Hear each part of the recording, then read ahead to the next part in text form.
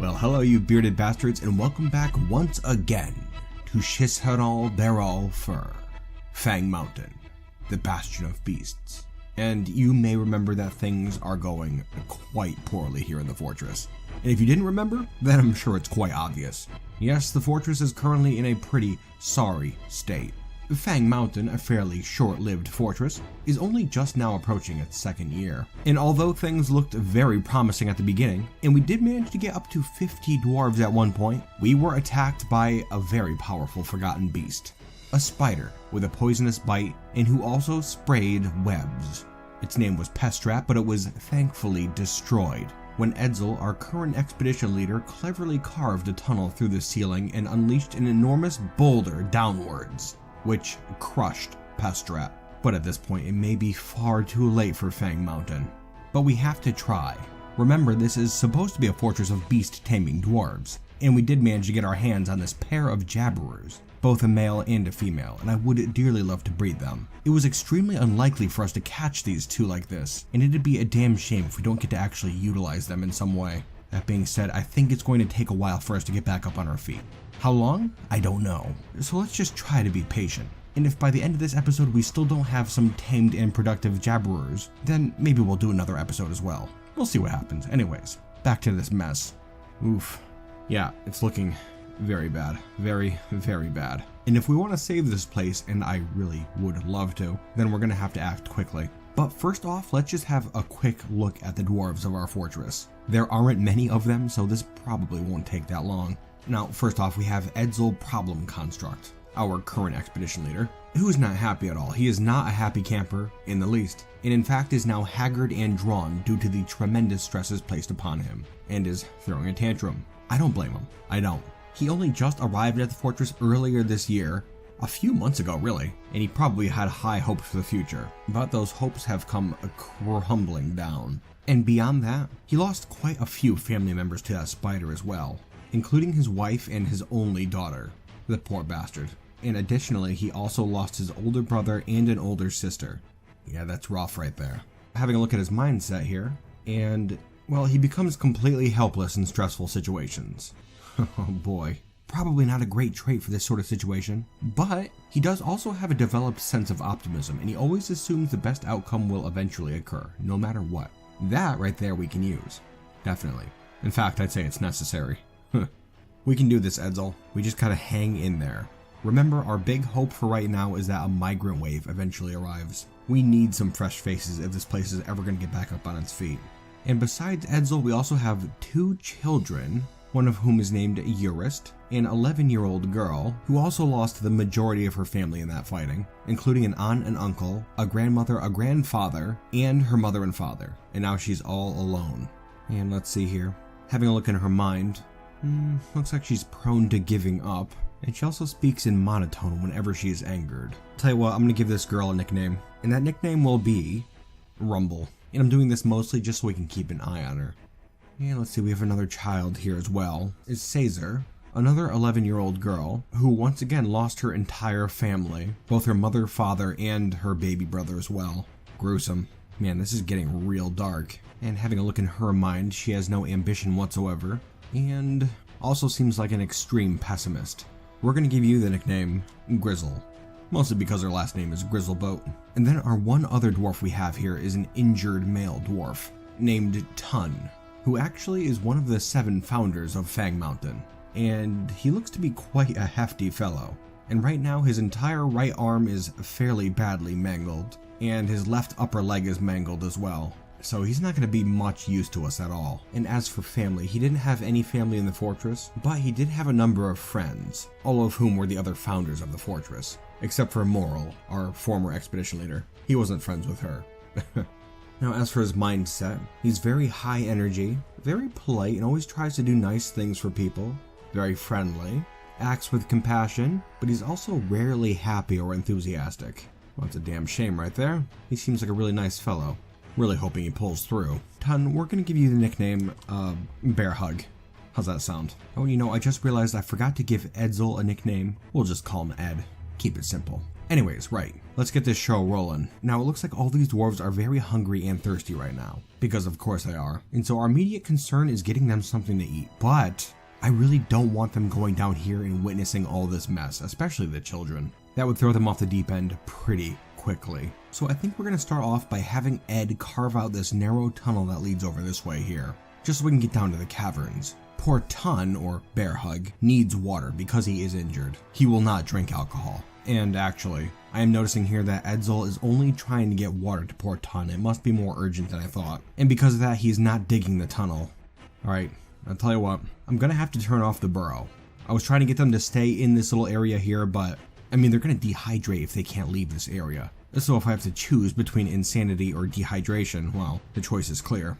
The burrow is off, and I guess they're just gonna wander through the fortress now. God, that's not good. That is not good at all. Right, well, poor Ed is freaking out at the moment, completely beside himself with shock. Ed, you gotta hurry up, man. These dwarves need you. He's gonna have to walk through all this carnage in order to get water for poor Tun. Oh boy, yeah, that's quite a trek, but he's doing his best.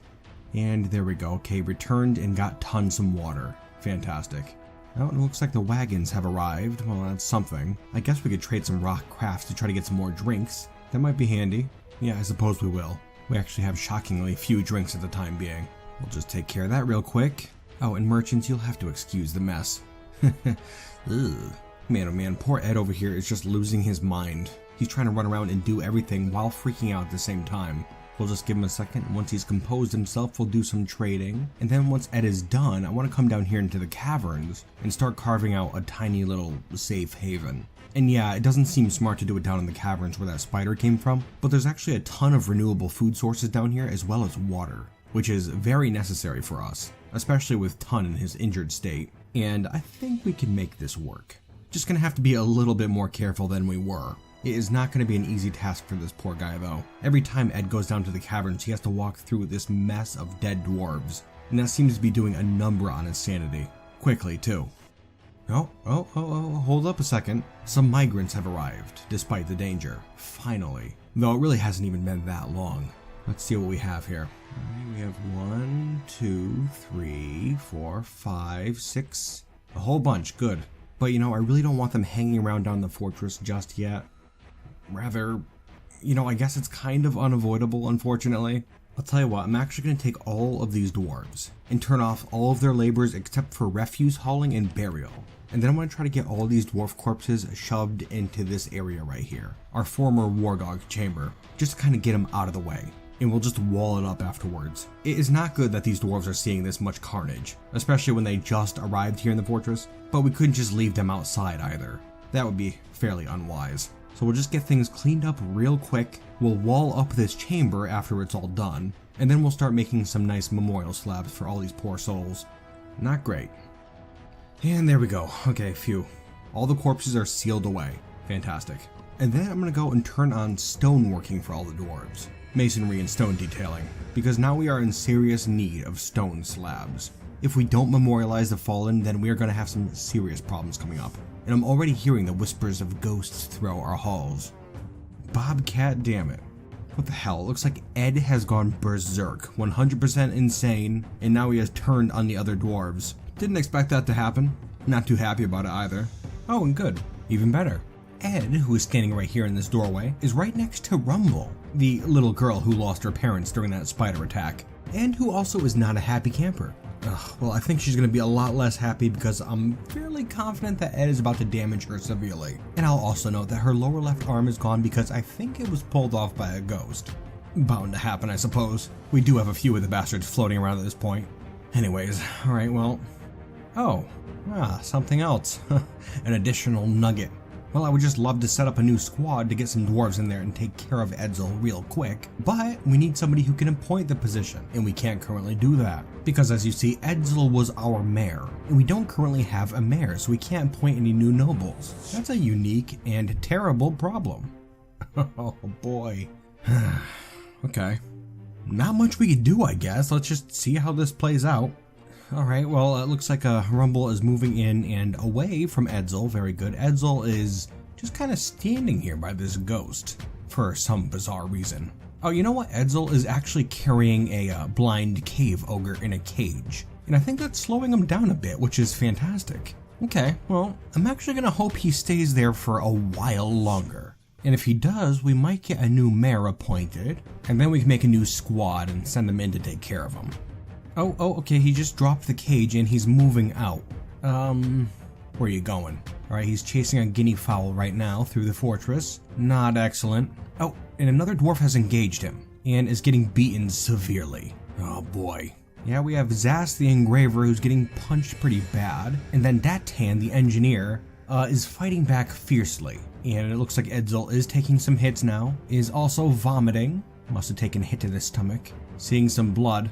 Gonna speed things up a bit now. He's still hanging in there somehow, fighting like a maniac, although he is now unconscious, and has died. Well, I'm gonna tell you, that's a damn shame right there. It really is. The only reason we've gotten this far is thanks to Edsel. We couldn't have done any of this without him. We'll have to make sure he gets a proper burial, not in our sealed off corpse chamber.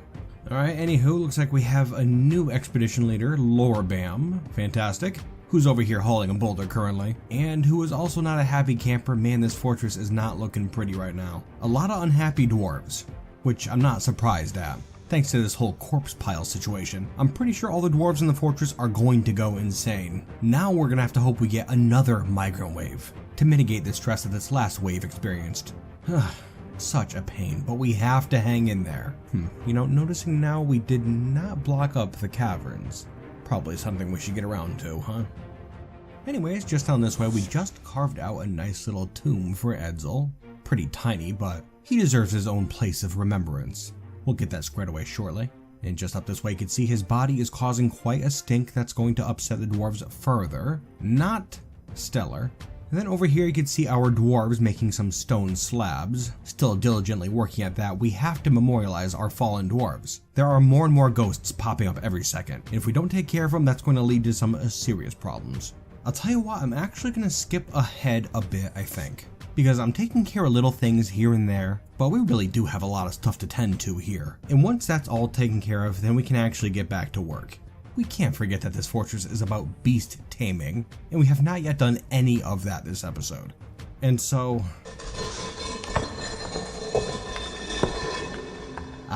fantastic. Looks like we have ourselves yet another forgotten beast. One named Oma. An enormous quadruped composed of chalk. It has a short tail and it undulates rhythmically. Beware, it's webs. Once again, we have some webs by the Bobcat. Hey, that Bobcat, our chosen deity, the one that's supposed to protect us, what the hell's her problem? Getting sick of these guys, I'll tell ya. Having a look here, the creature is just over to our east and appears to be maybe about, what's that, maybe 40 meters or so away from this tunnel entrance down underground that leads directly to our fortress. Excellent, great. This should be fun. Right, well, options are extremely limited, as I'm sure you're aware. And I don't even know what we can do right now. There's nothing good, there's no good choices. We have 10 dwarves, a whole slew of dogs, no war dogs, not that they do anything anyways. And seeing as how we're completely out of options, how about we set up a new burrow just over this way here, in one of our animal pens. Maybe if we can get all the dwarves over here, then we can dig our way out somehow, I don't know. Let's see what happens. Dwarves to the burrow, let's go. And as they head in, I'm just gonna keep an eye on Oma here. See how this plays out. It's heading straight in up the tunnel that leads to the fortress and is waiting in. Has spotted a whole group of dogs. Not good. Made short work of them and is moving on to a bunch of our other animals and is now charging around outside. And we still have a couple of dwarves left to get in here. Come on guys, hurry up. Very good. All the dwarves are in and now we just have to build a couple of walls really quickly. Come on guys. There we go. There's one and... okay, very good, fantastic. Well, not really, at all, but, you know, better than dying. Okay, and now that we are swiftly approaching the halfway mark of this episode, I think we should skip ahead a little bit. I do not know how the dwarves are going to get out of this situation, but we'll get it sorted out eventually. And when we do, I'll get right back to you. And if things go assways and all the dwarves get smushed into a fine paste, I will get back to you as well. Regardless of what happens, we will be right back. Okay, we are back and things are chugging straight along. And you can see here that we have a new artifact made by our new expedition leader, named Mebzuth, who has created at Zulilram Udibonesh, a fungi wood figurine of dwarves. He claims it as an heirloom in the name of his family ancestor Ast Apir Tours. Let's have a look at this real quick. This is a fungi wood figurine of dwarves. All craft workmanship is of the highest quality. The item is a masterfully designed image of dwarves and fungi wood by Mebzuth Idenzanon. The dwarves are laboring, which relates to the foundation of Fangmountain by the bearded bear of the scraped gold in the early spring of 260. It is encircled with bands of round marble cabochons and is adorned with hanging rings of fungi wood and menaces with spikes of malachite. Also on the item is an image of a smooth pebble in fungi wood. Very interesting. You know, it's kind of a plain artifact, but I figure it marks the start of a new age for Fangmountain. It is made by Mebzuth, our new expedition leader, a dwarf who only just arrived here. There was a brief stint there where Lorvan was our expedition leader, but there was kind of a toss-up where I had to replace them a couple times, and at one point when the position was empty, Mebzuth here claimed the position, and nobody seems to mind. Mebzuth seemed to be a good new leader. Let's certainly hope anyways. Oh, and you know what? I just realized that the family ancestor that Mebzuth made the artifact for isn't really an ancestor at all. In fact, it's his wife, who's standing right next to him as he created the thing. That is fascinating. Man, I tell ya, I love stuff like that. Alright, anyways. Things are moving straight along here in the fortress. As you can see, all the dwarves are back out in the main area here, which is just thrilling, and I'm sure you're more than curious as to how we managed that. Well, as you see, it did end up being a bit more finicky than I thought it would be, but thankfully that forgotten beast worked its way into our old meeting hall and killed this dog here, and has just been standing in this spot ever since. Now our dwarves were over in this chamber here, but they were able to sneak around the back of the creature then out, and once we got out, we built this wall here, locking the creature safely away in this room, so it can no longer get out. We're completely safe from it. In fact, if you take a look up here in the ceiling, you can see we've taken a cue from old Edsel, and we're just about ready to drop this boulder down on top of that chalky beast. Just like watching underneath this. Oh, fantastic. Okay, looks like we're good to go once more. Good job, you dwarves. Fangmountain is ours once more. Finally. Now let's see, what other fortress news do we have? Well, we only really just got out of that meeting hall when I got back to you just now, and pretty much right after we escaped and locked up that creature, we got a new migrant wave. So we're now up to almost 30 dwarves. Very exciting. And we do still have a decent amount of food and drinks too. Very, very good. And if you have a look over this way, we have cleaned up all the bodies, all of the dwarf bodies and dog bodies. And in fact, we have another burial chamber over this way here. We just kind of stuffed all the corpses in there and then locked it up, out of sight, out of mind, right? And we are still very hard at work trying to get enough memorial slabs carved. We've had a mind-blowing amount of dwarves die so far. It's crazy. That being said, we do actually already have a good amount of those slabs set up down here, just kind of lining this circular chamber. And so we're looking pretty decent actually, just a bit more to go on that. Oh, something very important I'll note is that we did lock up the caverns. We can't go out there anymore. So now hopefully we're completely safe from forgotten beasts. Kind of sick of dealing with them, honestly. I'm sure that's obvious. I did also dig out a chamber over this way though, so we do have access to water. The hole in the ground here is fed from this pond up to the north. There is a fortification carved out in this tunnel, so I'm hoping beasts won't get to us, but I know fortifications can be a bit odd with water. I don't know. We'll see what happens. Hoping for the best. Let's see, other observations. Our protector, the Bobcat goddess. It's becoming quite obvious that she's a little fickle. I mean, you'd have to agree, right? Are you joking around though? Do you think we could catch a break? Bobcat. She's doing this. That has to be the case, right? She granted us the boon of a pair of breeding jabberers, and then took away our ability to do anything with them whatsoever. There's constant beasts marching in, destroying our fortress. We keep recovering somehow. But now this. The were-lizard Ladino Parolesi Fedala Iti. A large lizard twisted into humanoid form. It is crazed for blood and flesh, and its eyes glow fuchsia. Its sandy taupe scales are oval-shaped and close set. Now you will know why you fear the night. Oh, come on, please. Mercy, great Bobcat will do anything. Okay, let's have a look. Alright, here it is. Just standing on this sandy slope looking down at our fortress entrance, which, by the way, has a whole load of new migrants heading in. Yeah, a whole bunch of them. I was actually pretty excited because we're now up to 37 dwarves, but I'm pretty sure most, if not all of them, are going to be killed or infected with the were-lizard curse in the next few moments. Ugh, come on with this. What to do? Well, if I make a burrow out here outside the fortress, then it will cause all the fortress dwarves to come outside here, and there's no point in making one in the fortress because that's where the migrants are already headed. Well, it's definitely a desperate move, but we have this dwarf here, a new migrant named Bobcat, and she is armed with a mining pick, and she's also a novice miner. So, not really a warrior, she has no armor on or anything, but a dwarf with a weapon is far more dangerous than an unarmed civilian. So my plan is to put her into a squad and send her out to attack the lizard. And maybe she can slow the thing down, I don't know, maybe. Let's see. The order is already given. Okay, we are now following Bobcat, who is headed back out of the fortress, and who also appears to have left their pick behind. Well, that's fantastic. Great. Not ideal. Right, so we have an unarmed miner going in to fight this were-lizard. Splendid. Alright, she's fighting. I mean, she's putting up a fight here.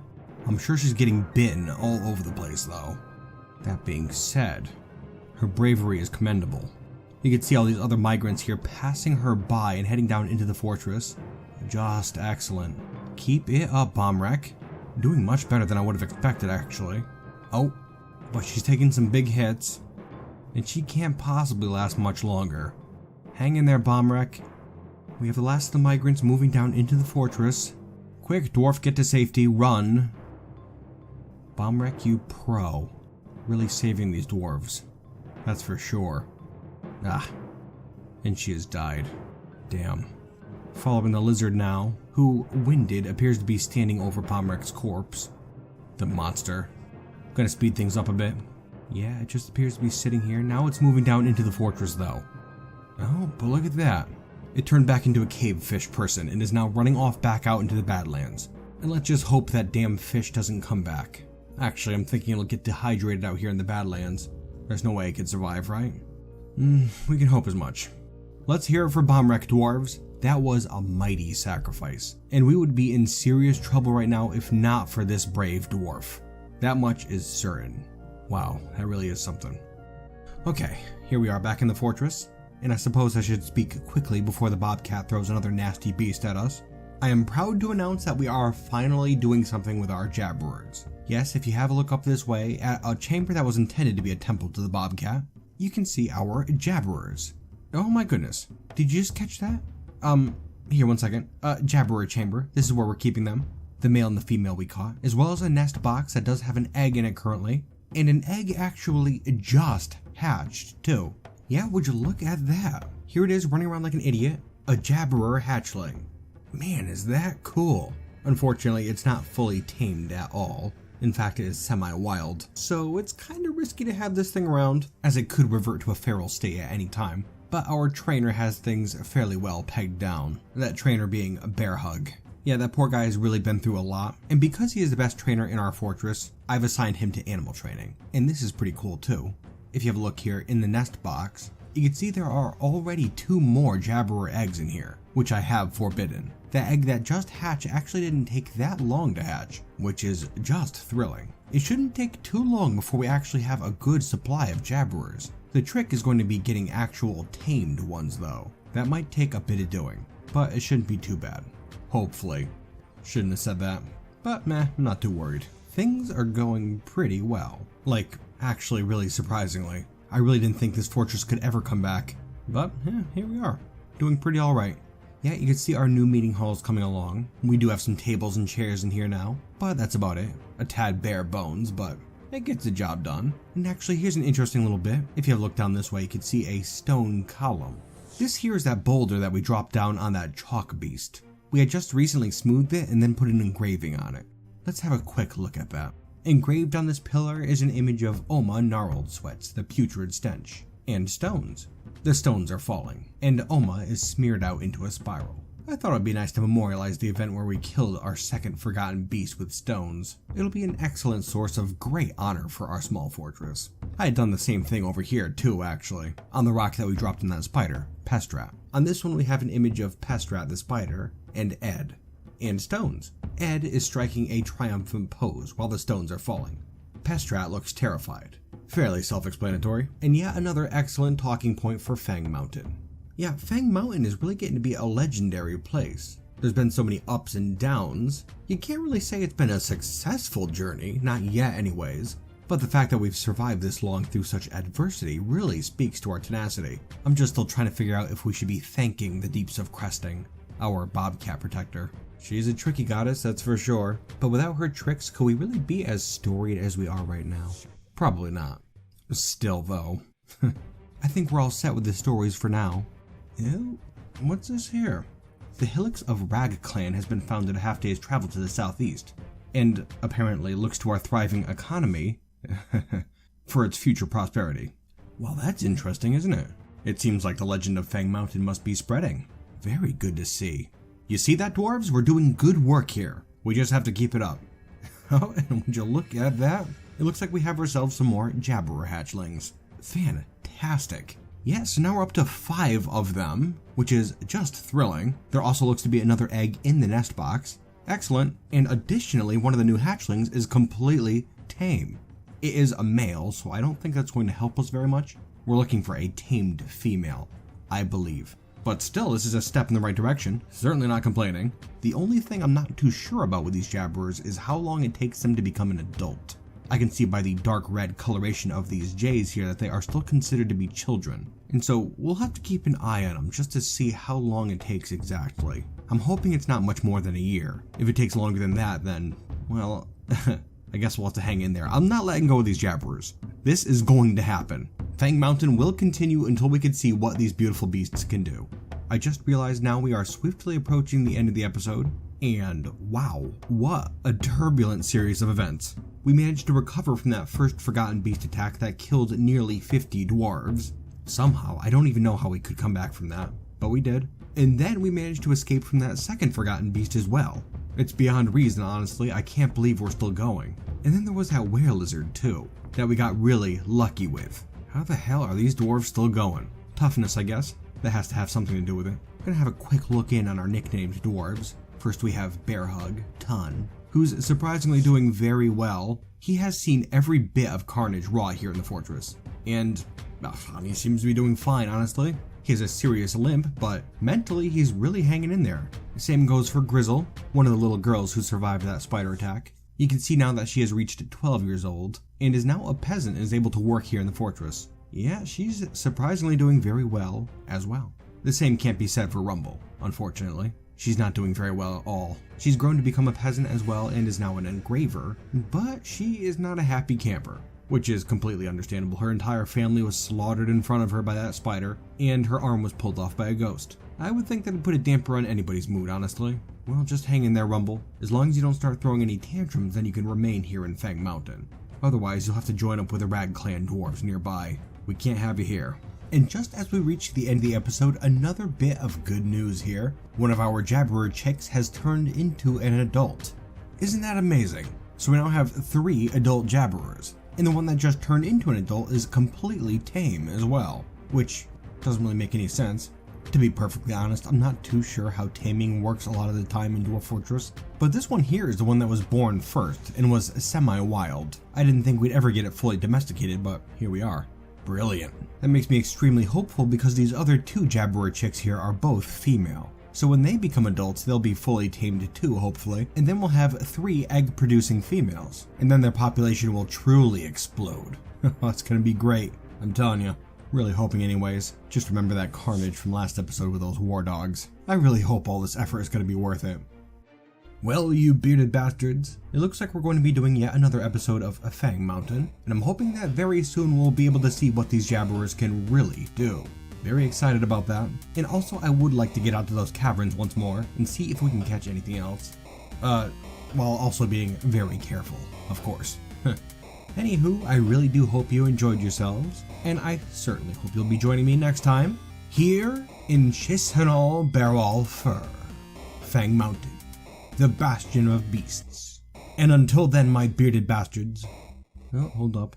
It looks like a ghost just battered Rumble again, and pulled off her left leg. Well, that's no good. Anywho.